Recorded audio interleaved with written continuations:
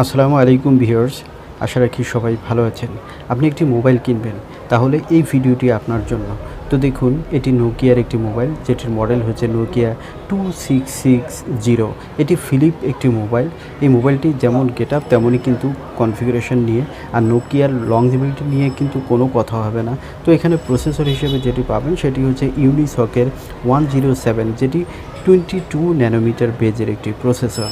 এখানে আপনারা এই মোবাইলটিতে কিন্তু ফিলিপ হিসেবে পাবেন এবং ডুয়েল ডিসপ্লে থাকবে, উপরে এবং ভিতরে দুটি ডিসপ্লে থাকবে। এখানে আপনারা ডিসপ্লে হিসেবে 2.8 TFT IPS ডিসপ্লে পাবেন, যেটির ডিসপ্লের মান কিন্তু অনেক বেটার হবে এবং অপোজিটে কল দেখতে পারবেন এবং টাইমিং হবে।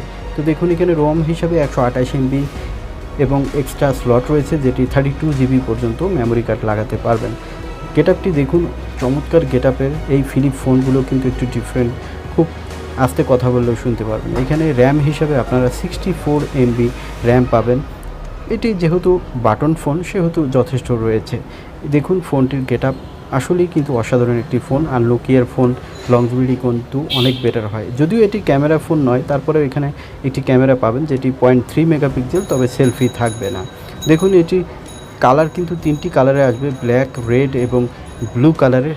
প্রত্যেকটি কালার কিন্তু সুন্দর। এখানে ব্যাটারি হিসাবে 1450 mAh ব্যাটারি থাকবে, যেটি লং টাইম ব্যাকআপ কিন্তু আপনাকে দিবে, অর্থাৎ 2-3-4 দিন কিন্তু চলে যাবে। দেখুন, এই মোবাইলটি কিন্তু বাংলাদেশে খুব রিসেন্টলি পাওয়া যাবে। এখন কিন্তু এটি রিলিজ হয়ে গেছে। এই ফোনটির প্রাইস 6500 টাকা এক্সপেক্ট করা হচ্ছে বাংলাদেশের জন্য।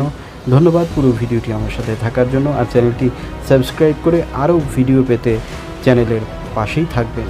ধন্যবাদ।